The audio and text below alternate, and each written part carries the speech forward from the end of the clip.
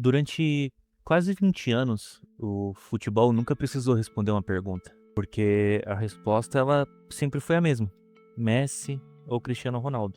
Não importa o campeonato, não importa a temporada, não importa quem levantasse a Champions. No fim, o mundo sempre voltava para esses dois. É uma rivalidade que parecia impossível. De um lado, um garoto argentino, baixinho, canhoto, quase tímido, que fazia o impossível parecer uma rotina.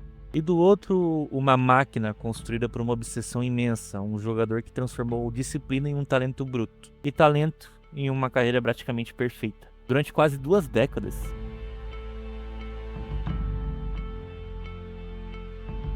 eles dividiram 13 bolas de ouro somadas, ganharam 9 Champions Leagues e marcaram mais de 1.700 gols oficiais somados. Bateram recordes que antes pareciam inalcançáveis e fizeram uma geração inteira acreditar que o melhor jogador do mundo sempre teria que ser um deles. Mas toda era ela chega a um fim e algumas acabam sem fazer barulho. Outras terminam diante dos olhos de bilhões de pessoas. A Copa do Mundo de 2026, ela não foi apenas mais uma Copa. Ela marcou algo muito maior. Pela primeira vez desde que Lionel Messi e Cristiano Ronaldo dominaram o futebol mundial, digamos que esse esporte acordou, tem um rei. E é estranho, é bem estranho, porque pela primeira vez em quase 20 anos, ninguém parece conseguir responder uma pergunta que nos últimos tempos foi bem simples. Quem é o melhor jogador do planeta? Parece uma pergunta fácil, mas quando você tenta responder ela agora, sem pensar muito, quem é? Você pode pensar no Mbappé, talvez no Haaland, talvez no Vinícius Júnior, talvez no Bellingham, ou até no Lamine Yamal.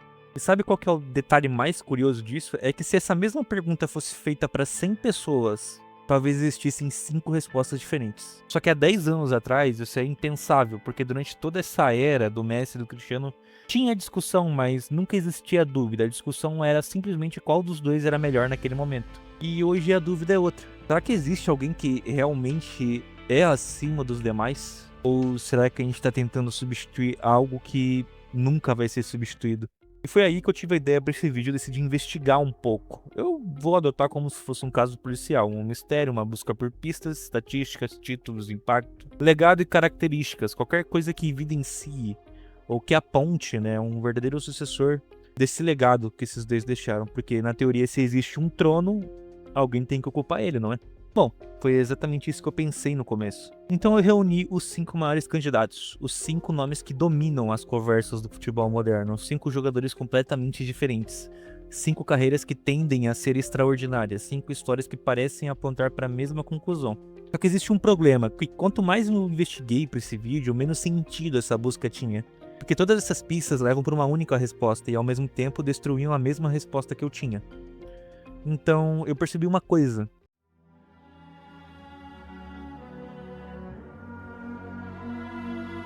Que talvez a gente estivesse fazendo as perguntas erradas desde o começo. Toda história, ela precisa de um protagonista. E toda era, ela precisa de um rei. Foi assim com Pelé, depois Maradona, Zidane, Ronaldo, Ronaldinho, Messi, Cristiano. Durante décadas, o futebol ele sempre encontrou alguém para ocupar o topo, para ser a cara do futebol. Então por que agora seria diferente? Se Messi e Cristiano deixaram o trono vazio, alguém já deve ter sentado nele. A única questão é descobrir quem. Então eu fiz como qualquer pessoa faria, comecei pelos favoritos, os jogadores que parecem em qualquer discussão dominar, que dominam o futebol atualmente. E o nome aparecia muito mais do que os outros, muito mais, que é o Kylian Mbappé. Quando você pensa no futebol dessa geração, é quase impossível não pensar nele. Uma velocidade absurda, poder de decisão, frieza, personalidade, títulos, recordes, tudo nele parece ter sido feito para liderar uma era inteira. Aliás, talvez a primeira pista tenha aparecido cedo demais, em 2018 na Rússia. Esse cara tinha 19 anos, e enquanto a maioria dos jogadores dessa idade ainda tentava conquistar espaço nos clubes, e ele simplesmente foi campeão do mundo. Ele não é como um coadjuvante, como a gente viu agora em 2026 com o Yamal, teoricamente não foi tão bem, não teve tanto impacto. Em 2018 o Mbappé foi um protagonista, ele foi decisivo nos mata-matas. Ele marcou na final contra a Croácia, ele entrou para um grupo que tinha apenas um outro nome: o Pelé. Até hoje eles continuam sendo os únicos adolescentes na história a marcarem uma final de Copa do Mundo.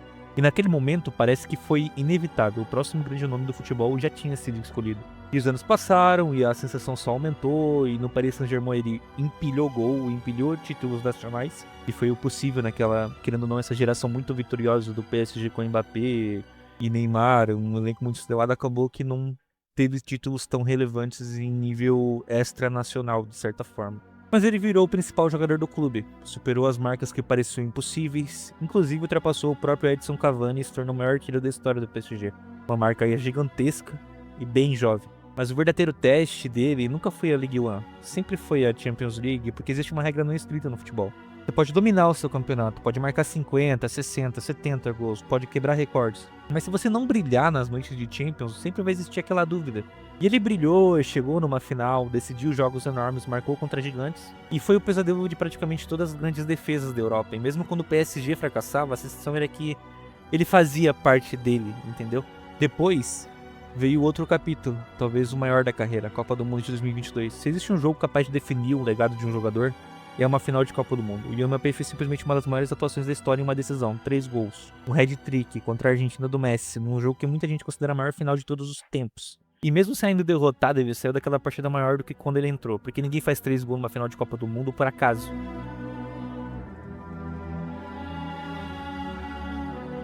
Era impossível olhar pra tudo isso e não pensar a mesma coisa. Talvez ele realmente seja o novo rei.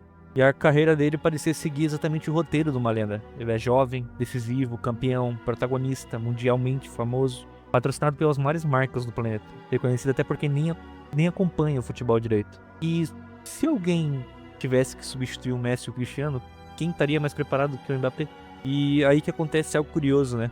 Quando a gente se pergunta, começa a incomodar. E eu tava pensando um pouco sobre, não é só sobre talento, porque talento ele tem de sobra. Também não é só sobre números, porque os números deles também são absurdos. Também não é só sobre títulos, eles existem. A questão é outra e é muito mais difícil de medir. Feche os olhos por um segundo. Quando você pensa no Messi, qual é a primeira imagem que vem na sua cabeça? Talvez um drible impossível, uma arrancada contra 30 jogadores, ou ele levantando a taça da Copa do Mundo.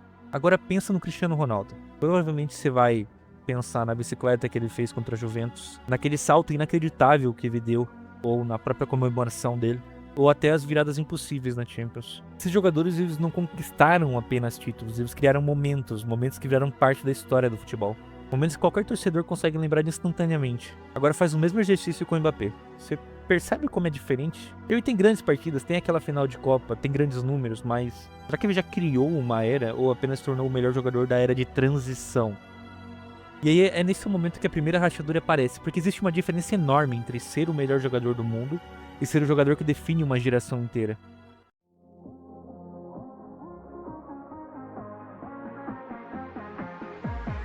E talvez essas duas coisas não sejam a mesma, porque havia outro nome que também parecia impossível de ignorar. Um jogador que ele talvez até fosse mais inevitável, uma máquina criada para destruir qualquer coisa com gols. Erling Haaland. Se o Mbappé parece um herdeiro natural, o Haaland parece totalmente diferente disso. Ele não é um sucessor, é como se ele fosse uma evolução. Porque enquanto o Mbappé ele impressiona pela velocidade, o Haaland faz parecer que o futebol encontrou uma fórmula secreta para fabricar gol. Existe uma frase muito famosa no esporte que é: forma é temporária, classe é permanente. Só que o Haaland parece que ele desafia até isso, porque a impressão é que, independentemente do adversário, independentemente do estádio ou da pressão, a bola sempre encontra ele. E quase sempre termina em gol. Ele pode estar desaparecido desde o começo do jogo. Em qualquer momento ele pode ser um perigo iminente. E quando ele chegou no City, muita gente fez essa mesma pergunta. Será que ele vai conseguir manter esse número na Premier League? A liga mais física, mais intensa, mais difícil? E essa resposta veio rápido. Rápido até demais. Na primeira temporada dele, ele simplesmente quebrou o recorde de gols em uma única edição de Premier League. Esse é um recorde que existia há décadas. Não é como se fosse algo fácil. Ele não é... Tem gente que considera isso que era impossível antes dele chegar. E é quase surreal, porque comentaristas às vezes não discutiam se o Haaland faria gol. A discussão era quantos. Toda a rodada dele parecia que ia começar com um placar imaginário. E todo mundo, mesmo não acompanhando o jogo, já se perguntava: será que o Haaland já fez o dele? Porque em algum momento ele faria. Não é só na Inglaterra, na Champions League a história se repetia. No campeonato mais difícil do planeta, contra os melhores zagueiros do mundo, ele continuava marcando, como se estivesse jogando uma partida de videogame.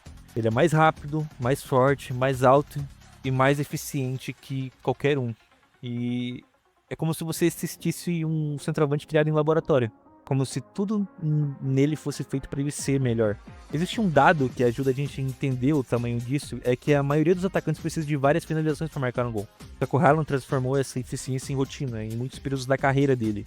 Ele mantém uma média muito próxima de um gol por jogo, uma estatística que historicamente pertence a pouquíssimos jogadores e quase todos eles acabaram virando lendas. Muitos vocês conhecem, na verdade. O Romário é um deles, por exemplo. Mas tem algo curioso. Muito curioso, na verdade, porque mesmo fazendo números absurdos, a sensação ao redor do Haaland, ela nunca parece a mesma que existia em torno do Messi e do Cristiano Ronaldo. As pessoas respeitam o Haaland, temem o Haaland, admiram o Haaland. Mas será que elas sonhavam com o Haaland? Porque, pensa por um instante, quantas crianças tentam imitar um drible do Ronaldinho? Quantas pessoas tentam imitar uma pedalada do Fenômeno, ou a comemoração do Cristiano Ronaldo, ou tentam, sei lá, chegar pelo menos a 1/10 do estilo de jogo do Messi. Esses jogadores, eles vendem uma fantasia. Eles fazem parecer que o impossível ele pode ser aprendido. O Haaland não. Ele faz parecer que ele nasceu diferente, como se ele pertencesse a outra categoria, como se aquilo simplesmente não pudesse ser reproduzido. E eu acho que é exatamente por isso que existe uma diferença entre o fascínio e a identificação com ele. O Messi faz milhões de pessoas, milhões de crianças acreditarem que alguém pequeno ela pode dominar o futebol. O Cristiano faz milhões acreditarem que o trabalho duro pode superar qualquer limite. O Ronaldinho fazer qualquer garoto querer pegar uma bola e tentar fazer um drible novo. O Haaland faz você acreditar que ele é um fenômeno e não necessariamente que você pode ser como ele. E aí eu comecei a olhar por outra visão.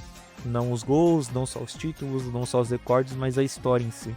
Os maiores jogadores da história, eles sempre tiveram uma narrativa de que o Pelé era o rei.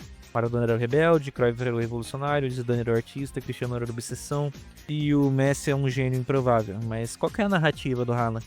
Uma máquina, um robô? Percebe como todas as palavras elas descrevem o que ele faz e não quem ele é. O futebol, apesar de tudo, ele nunca foi apenas de desempenho. Se fosse, ninguém ia discutir que quem foi maior entre Pelé e Maradona, entre Messi e Cristiano. Os números eles iam resolver por tudo. Só que eles nunca resolveram, porque o futebol também é memória, emoção, identificação e entretenimento é sobre contar histórias. Você lembra do gol, mas também lembra de onde ele estava quando aquilo aconteceu. Lembra como quem você assistiu, lembra da sensação, e é isso que transforma um craque, um atleta, em um símbolo. E é aí que apareceu mais uma rachadura, né, nessa análise. Talvez o Haaland seja o atacante mais letal dessa direção. E talvez ele termine essa carreira com números históricos. Talvez até ultrapasse recordes que hoje parecem impossíveis, como foi o da Premier League. Pode acontecer. Mas dominar a estatística não é a mesma coisa que dominar uma geração. Porque existe uma pergunta que continuava sem resposta. Quando alguém olhar para os anos 2020, 2030, daqui a 30 anos, vai dizer que essa foi a era do Haaland? Eu não tenho tanta certeza. Até porque já existe outro candidato, um jogador completamente diferente, que talvez entendesse algo que os números nunca conseguiriam explicar. Um jogador que divide opiniões, provoca adversários, movimenta debates para estádios inteiros e fazia o mundo inteiro falar dele, mesmo quando ele nem tocava na bola. Talvez o novo rei não fosse apenas o jogador que jogasse melhor. Talvez fosse quem conseguisse fazer o futebol geral ao seu redor. E nesse quesito, poucos jogadores se aproximam do que é o Vinícius Júnior.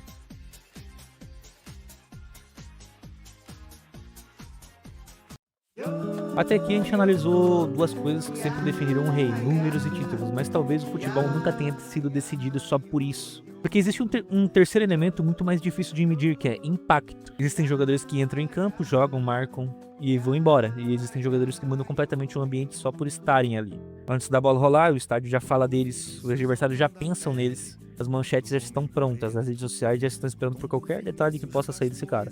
E querendo ou não, o Vini Júnior ele virou exatamente esse tipo de jogador. E o mais curioso é que quase ninguém imaginava isso no começo quando ele saiu do Flamengo. É uma expectativa que era gigantesca, só que foram primeiros anos muito difíceis pro Vinícius Júnior, muito difíceis mesmo. Ele era muito rápido, criava chances, driblava praticamente qualquer pessoa que tivesse marcando ele. Só que na finalização, sempre parecia que alguma coisa estava dando errado. E na internet, os memes apareciam toda semana, diziam que ele corria demais, que ele driblava demais, que nunca decidia. E muita gente achou que o Real Madrid tinha feito uma escolha errada, que aquele investimento ele nunca ia ter retorno.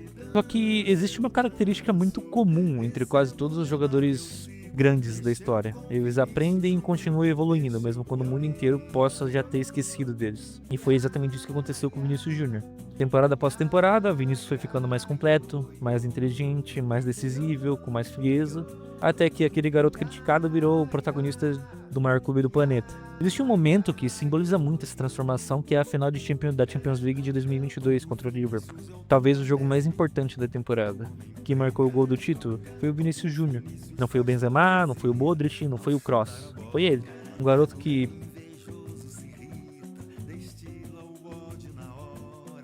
Fascismo, racismo, burrice totalmente bola fora.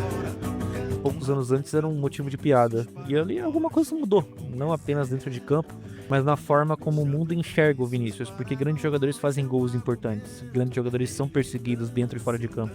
Mas ídolos costumam aparecer exatamente quando a pressão é maior.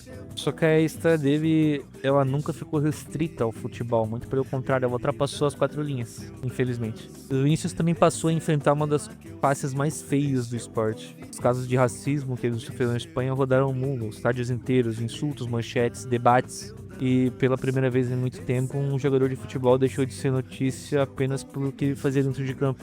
Ele virou um símbolo de uma discussão muito maior. Presidentes falaram sobre ele, federações se manifestaram, clubes publicaram as notas e jogadores do mundo inteiro demonstraram apoio.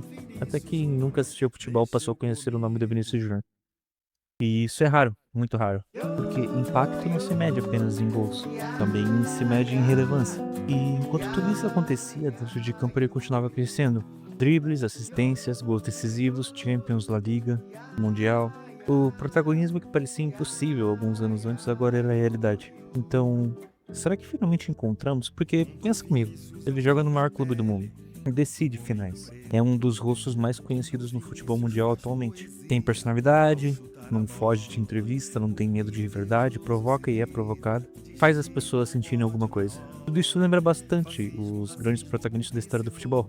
Só que, mais uma vez, alguma coisa não encaixa. A gente fecha os olhos de volta e se eu te falasse, por exemplo, do Ronaldinho, você vai sorrir? Do Ronaldo Fenômeno, você lembra das arrancadas dele? E do Messi e do Cristiano, não tem nem o que falar.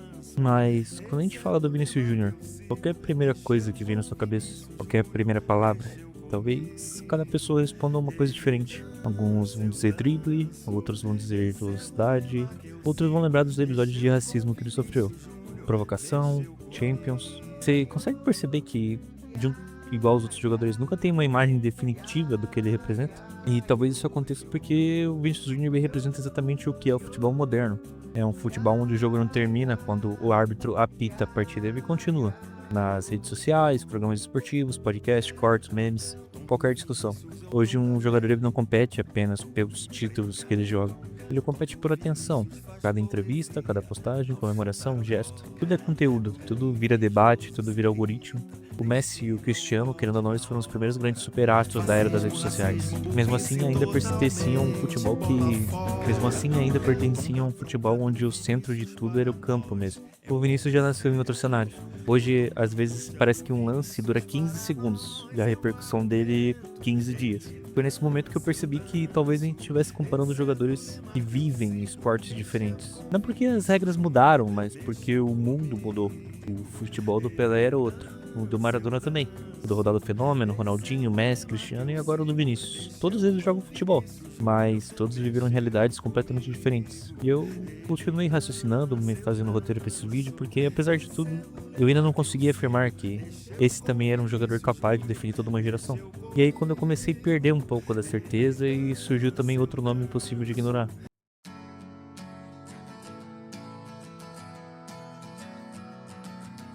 Um garoto também que parecia ter pulado etapas e jogava como um veterano. E que antes mesmo da maioridade era um jogador que já fazia o futebol parecer simples, como se ele não sentisse expressão alguma. Esse era o Jude Bellingham. Tem essa frase muito famosa dita que esse garoto tem futuro. A gente já ouviu isso para centenas de jogadores diferentes, milhares. O cemitério do futebol tá cheio de promessas. Na maioria delas, o futuro nunca chega, essas promessas desaparecem, lesões acontecem, a pressão pesa. E essas expectativas acabam engolindo a carreira de muito jogador. Só que de vez em quando aparece um cara que é capaz de fazer parecer que o futuro chegou muito antes da hora. O Jude Bellingham é um desses tipos de jogadores. Quando ele estreou no futebol profissional, ele ainda era um adolescente. Enquanto muitos jogadores da mesma idade tentavam só ganhar minutos, ele já era dono do meio campo. Não porque ele fazia jogadas espetaculares, mas porque ele jogasse como se ele estivesse jogando fazia 10 anos. É uma qualidade que ninguém ensina, sabe? Tempo não é o tempo do relógio, é o tempo de jogo. Saber quando acelerar, saber quando segurar a bola, quando atacar o espaço, quando dar um passe simples, quando assumir a responsabilidade no jogo. A maioria dos jogadores aprendem isso muito tarde, 28, 29 anos. O Bellingham parece que ele nasceu sabendo fazer isso. E a passagem dele pelo Dortmund, querendo ou não, chamou a atenção da Europa inteira por causa disso. O salto aconteceu mesmo quando ele pegou a camisa mais pesada que podia escolher, que é a do Real Madrid. Tem um detalhe curioso sobre ele ter escolher jogar no Real. O clube não costuma esperar. Você pode ser uma promessa, pode custar milhões, pode ser considerado o maior talento da sua geração. Nada disso importa. Se você não entrega, a camisa pesa. A gente tem exemplos aí muito grandes disso. O Endrick é o último, né? Eu acho que é injusto, mas é o maior exemplo disso. O Real Madrid não vai te esperar. Só que o Bellingham fez justamente o contrário. Ele chegou e parecia que ele sempre tinha o nível para ter jogado ali. Ele marcou gols decisivos, assumiu protagonismo, resolveu clássicos e por vários momentos da temporada ele parecia ser o jogador mais importante do time. Tudo isso antes mesmo dele completar a idade em que muitos atletas são tratados como jovens promessas.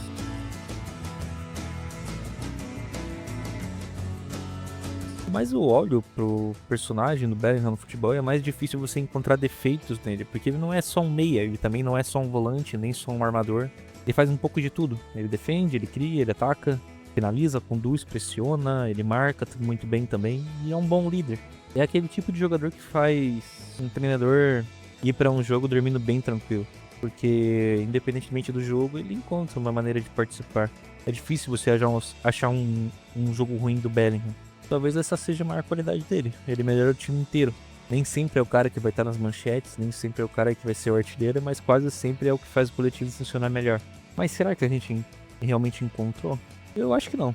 Porque, pensa comigo, jovem, decisivo, líder completo, joga no maior clube do mundo, tem personalidade, não sente pressão, parece destinado a dominar o futebol pelos próximos 15 anos. Isso parece exatamente a descrição de um novo rei, mas foi justamente aí que surgiu a maior dúvida até aquele momento. A gente pensa em todos os jogadores que marcaram uma geração, Pelé, Maradona, Messi, Cristiano, Neymar, eles sempre tinham alguma coisa impossível de copiar, alguma característica que fazia você reconhecer quem ele era em apenas 2 segundos de vídeo. O Pelé, ele tinha um físico e uma intimidade com a bola impressionante, mesmo se você ver os clipes das jogadas deles de muitos e muitos anos atrás. O Maradona, ele tinha um controle de bola e uma corrida absurda.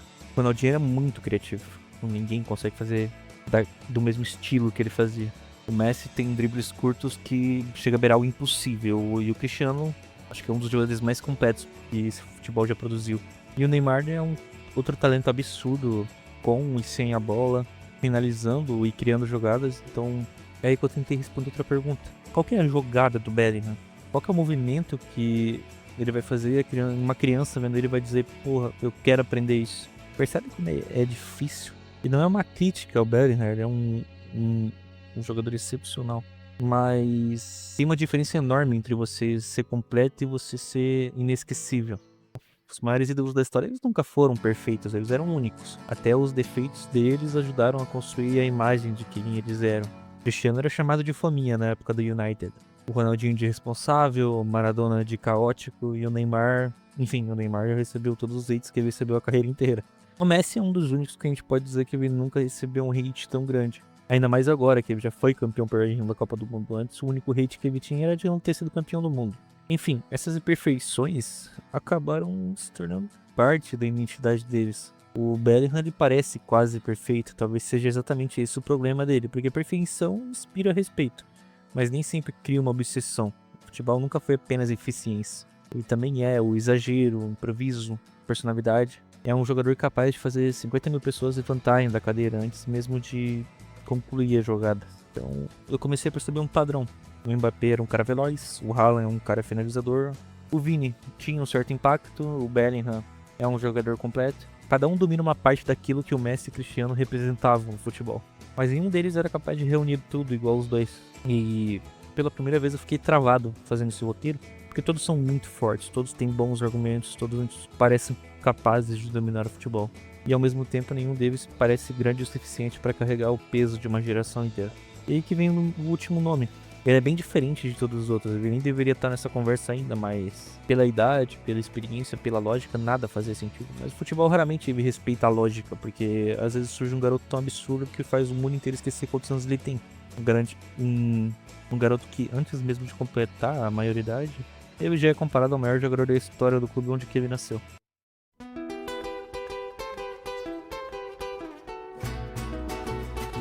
E eu acho que nessa discussão, talvez seja ele, que é o Lamine Yamal. Existe uma regra que o futebol costuma respeitar, que é que grandes jogadores precisam de tempo. Tempo para amadurecer, tempo para errar, Tempo para aprender e tempo para carregar a competição.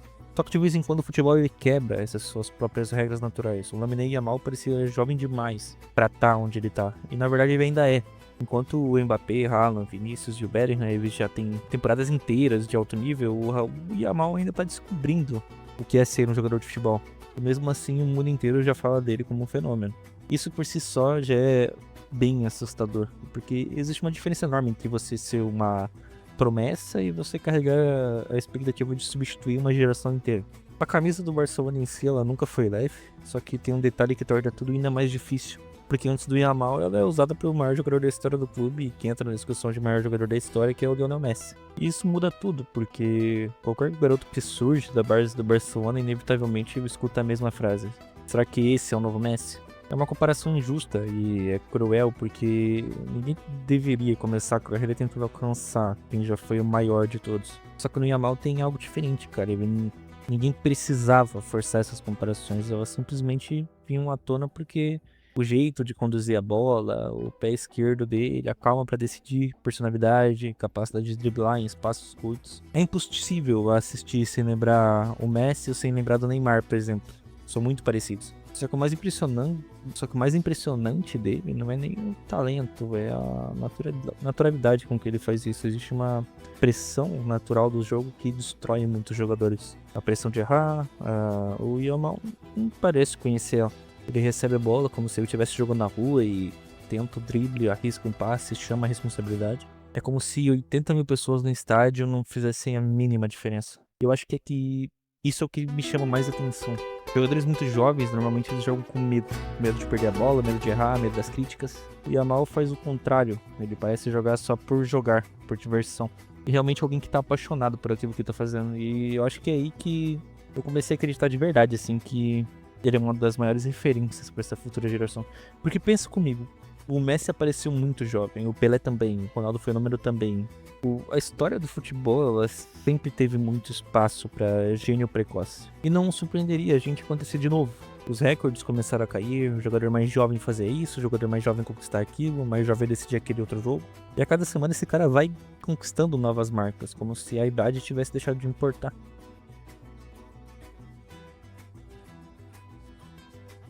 E não é sobre números, é sobre sensação.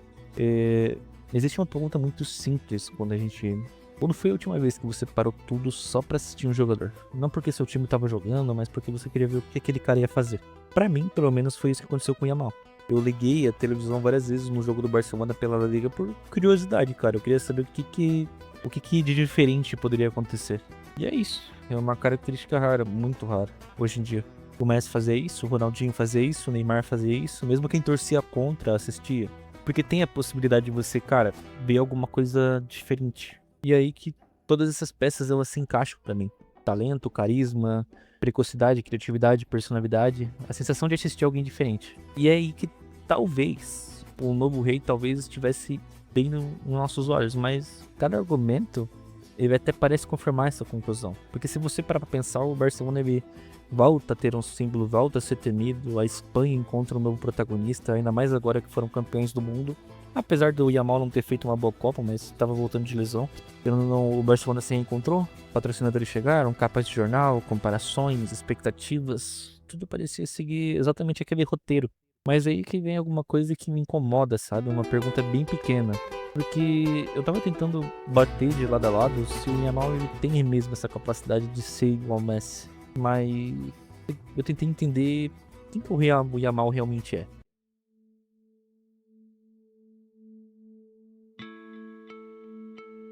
E aí que eu percebi o problema. Até aqui eu nunca analisei nenhum desses jogadores pelo que eles representam. Eu analisei todos pela capacidade de substituir alguém.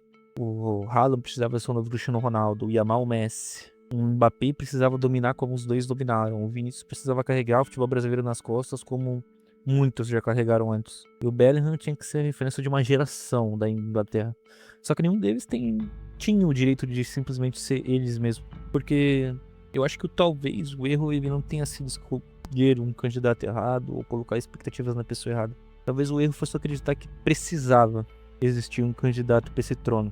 Eu passei agora, provavelmente nesse vídeo, 20 minutos procurando um novo rei, um novo Um jogador que tivesse essa capacidade de dominar igual os dois tiveram. Comparando estatística, título, impacto, tá ligado?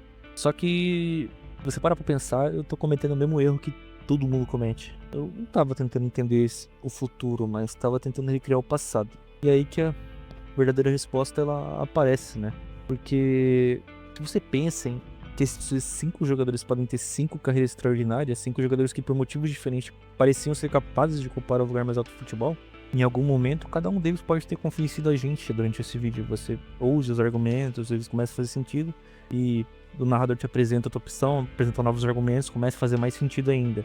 Esse é basicamente respostas que são dadas, implantadas na sua cabeça, mas tem um detalhe que era tão óbvio que eu só percebi quando eu parei de procurar.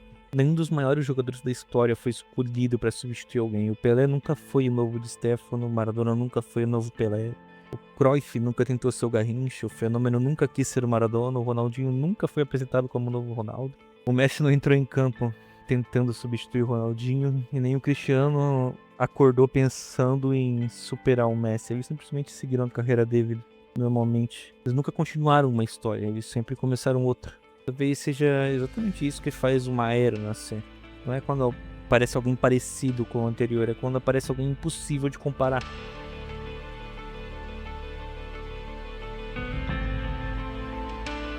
Porque se você olha como o futebol mudou, o Pelé ele jogava um esporte onde praticamente não existiam substituições. O Maradona ele enfrentava campo pesado, gramado ruim, uma marcação que hoje, renderia várias expressões pro jogo.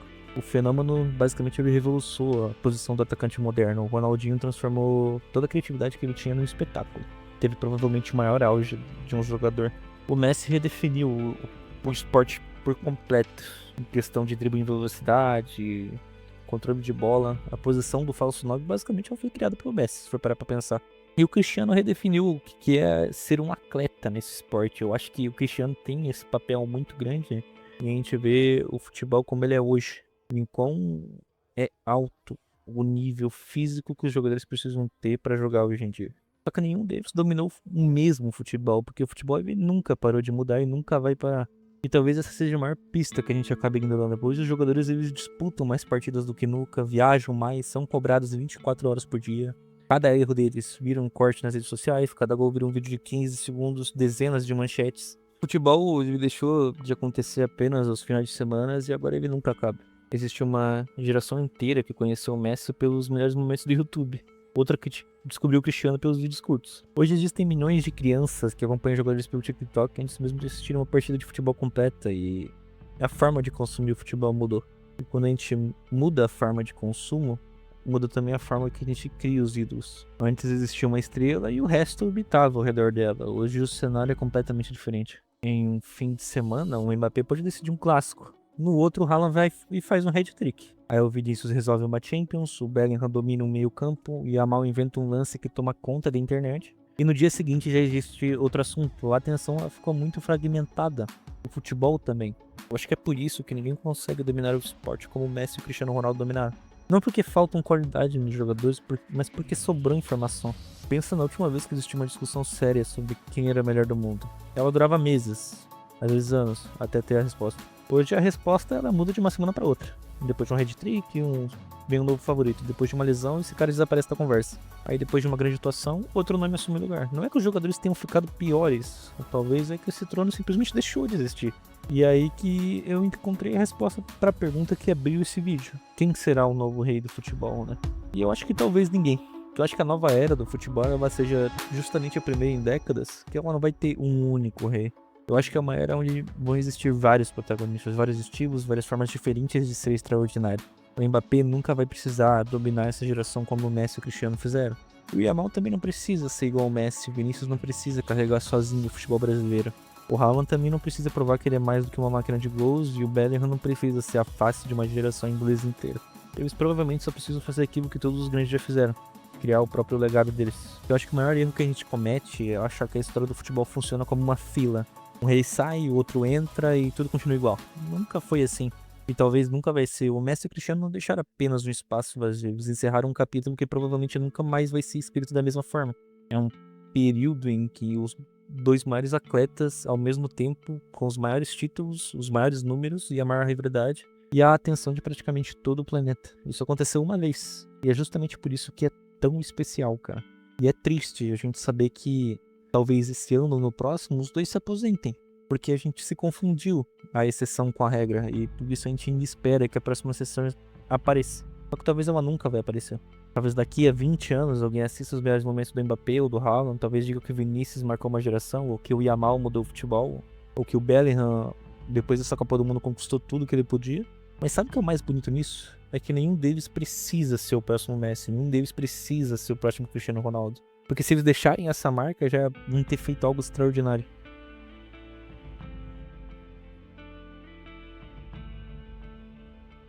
E existe essa frase que a gente nunca percebe que tá vivendo um bom tempo até ele acabar. E eu acho que é isso que aconteceu com a nossa geração. Enquanto a gente discutia nos anos 2000 quem era o melhor, se era o Messi ou o Cristiano, eu acho que a gente não percebeu que a gente assistiu provavelmente os dois maiores atletas desse esporte. Uma rivalidade que provavelmente nunca mais vai acontecer da mesma forma. E a gente achava isso normal. Mas não era. É um privilégio. Um dia o seu filho, sua filha vai perguntar como era assistir esses dois, e talvez a única resposta seria que eles tinham que estar lá pra ver. Porque existem histórias que nenhuma estatística consegue explicar, nenhum vídeo de melhores momentos consegue reproduzir, nenhum documentário ou mini documentário como esse consegue traduzir completamente. Você tem que sentir. E talvez seja justamente por isso que a gente tá tão desesperado em encontrar um sucessor. A gente não tá tentando substituir um jogador. A gente quer substituir uma sensação. A sensação de ocupar uma verdade que define uma geração, de assistir o impossível se tornar rotina toda semana. E acreditar que todo fim de semana o Messi ou o Cristiano irão fazer alguma coisa que vai mudar a história. Mas algumas sensações simplesmente não voltam. Acredito que o futebol não perdeu um rei. Ele apenas começou uma nova história.